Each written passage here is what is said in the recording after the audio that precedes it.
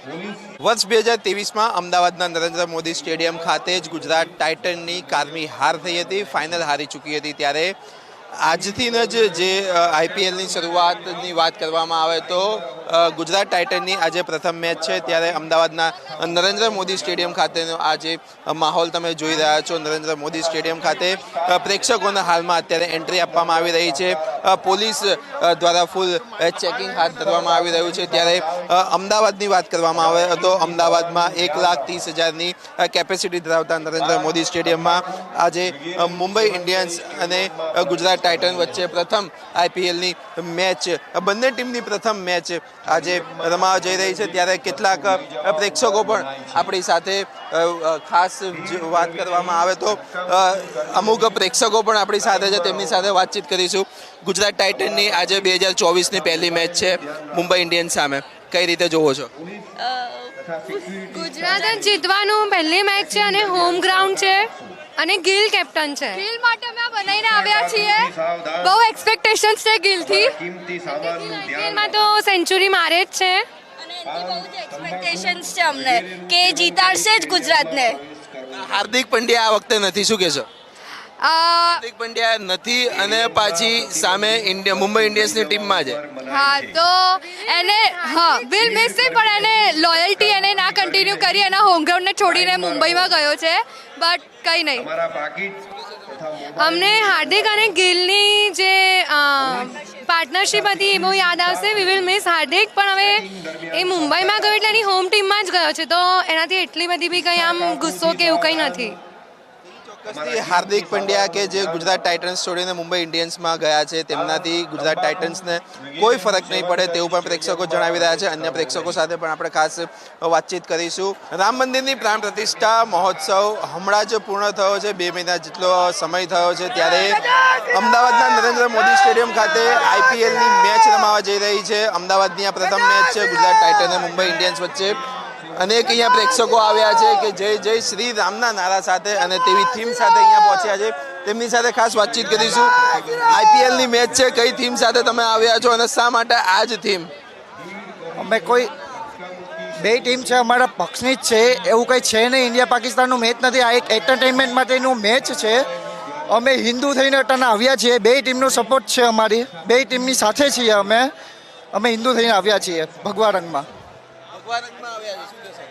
બસ એક પ્રચાર કરવો છે ભગવા રંગનો, છત્રપતિ શિવાજી મહારાજનો, ને એક આપણા નરેન્દ્ર મોદીજીના સપોર્ટમાં કે ભગવો જોઈએ છે ને ભગવો જ જોઈએ છે અમારે। સ્ટેડિયમનું નામ પણ નરેન્દ્ર મોદી જ છે। નરેન્દ્ર મોદી, બસ નરેન્દ્ર મોદી સ્ટેડિયમમાં મેચ જોવા આવ્યા છે અને નરેન્દ્ર મોદીના સપોર્ટમાં છીએ એટલે ભગવામાં આવેલા છીએ। લોકસભાનું ઇલેક્શન પણ આવી રહ્યું છે તો હા, અને 100% મોદીજી જ આવશે એટલે આખું સ્ટેડિયમ ઓલી વખતે ભગવા રંગમાં હશે। આ વખતે મોદી આવશે એટલે આખું સ્ટેડિયમ ઓલી વખતે ભગવા રંગમાં હશે। અહીંયા ભગવા રંગની સાથે લોકો અહીંયા આવ્યા છે। નરેન્દ્ર મોદી, લોકસભાની ચૂંટણી આવી રહી છે ત્યારે ચૂંટણી માટે પણ નરેન્દ્ર મોદીને સપોર્ટ કરવા માટે આવ્યા છે। આ ઉપરાંત બંને ટીમોને સપોર્ટ ઉપરાંત હિન્દુત્વની વાત લઈને સ્ટેડિયમ ખાતે અનેક પ્રેક્ષકો પહોંચ્યા હતા। મોદી સ્ટેડિયમ ખાતે આઈપીએલ મેચમાં પ્રેક્ષકોને પ્રવેશની શરૂઆત થઈ છે, ત્યારે પ્રેક્ષકો સાથે ખાસ વાતચીત કરીશું। પ્રેક્ષકો અહીંયા છે, મેચ છે મુંબઈ ઇન્ડિયન્સ ગુજરાત ટાઇટન્સની, કોને સપોર્ટ કરવા? મુંબઈ ઇન્ડિયન્સની ટી શર્ટ તો પહેરી છે, પણ તેમ છતાં પણ કોને સપોર્ટ કરો છો? આમ બેંગ્લોરને કરીએ, પણ આજે મુંબઈની ને ગુજરાતની મેચ છે એટલે આજે મુંબઈ। કોને કરો? બેંગ્લોર, વિરાટ કોહલી। હા, ગુજરાત ટાઇટન નહીં કે હવે ગુજરાતનું હોમ ગ્રાઉન્ડ છે? અરે ગમે તે હોમ ગ્રાઉન્ડ પર જે ફેન કહેવાય, વિરાટ કોહલીના ફેન છે અમે। કઈ રીતની પહેલી મેચ ન જોવો છો? શું પહેલી મેચ કઈ રીતની એક્સાઇટમેન્ટ રહેશે તમારા માટે? સારી રહેશે। આમ તો હાર્દિક પાંડ્યા માટે કેપ્ટન બન્યો એટલે સ્પેશિયલ જોવા આવ્યા અમે। અન્ય લોકો પણ આપણી સાથે ખાસ ઉપસ્થિત છે। શું ક્યાંથી આવ્યા છો? અમદાવાદનો જ રહેવાસી છું અને ગુજરાત ટાઇટન્સનો બહુ મોટો ફેન છું જ્યારથી આ ટીમ ચાલુ થયેલી છે। અને સ્પેશિયલી વિરાટ કોહલી ને શુભમન ગિલ બહુ સારા પ્લેયર, એમનું પરફોર્મન્સ આ વર્ષે વેટ છે એમની। આજે શુભમન ગિલ સારા એવા રન બનાવે એની ઉત્સુકતા છે। વર્લ્ડ કપ ફાઇનલ પછી આ પહેલી મેચ સ્ટેડિયમ ખાતે યોજાઈ રહી છે, શું કહેશો? ખરેખર ક્યારની રાહ જોતા હતા અમે તો કે રોહિત શર્મા બેટિંગમાં ક્યારે આવે મારો સન બી બહુ રોહિત શર્માનો ચાહક છે અને હું પણ એનો ચાહક છું. આજે ખરેખર મુંબઈ ઇન્ડિયન્સ બહુ સારા રન બનાવશે અને જીત એમની પાક્કી છે, એમાં કોઈ શક નથી. ગુજરાત ટાઇટનને સપોર્ટ ગુજરાત ટાઇટનને સપોર્ટ 100% કરીએ, પણ રોહિતનો ચાહક છું અને રોહિતનો ખરેખર ફેન છું, એટલે મુંબઈ ઇન્ડિયન્સ તરફ વધારે ધ્યાન છે. Rohit Sharma forever captain Rohit Sharma. અન્ય પણ આપણી સાથે જોડાયા છે, એમની સાથે પણ ખાસ વાતચીત કરીશું. મેચ છે કઈ રીતે જોવો છો? અમદાવાદમાં વર્લ્ડ કપની ફાઇનલ મેચ પછી આ પહેલી મેચ રમાઈ રહી છે આઈપીએલની. આઈપીએલ કરતાં પણ સૌથી અગત્યનું એવું છે કે અમે રોહિત શર્માને જોવા આવ્યા છીએ. કેપ્ટન હતો ત્યાં સુધી મુંબઈ ઇન્ડિયન્સના ફેન હતા, અત્યારે એક પણ ટીમના ફેન નથી, માત્ર ને માત્ર રોહિત શર્માને જોવા આવ્યા છીએ જુનાગઢથી.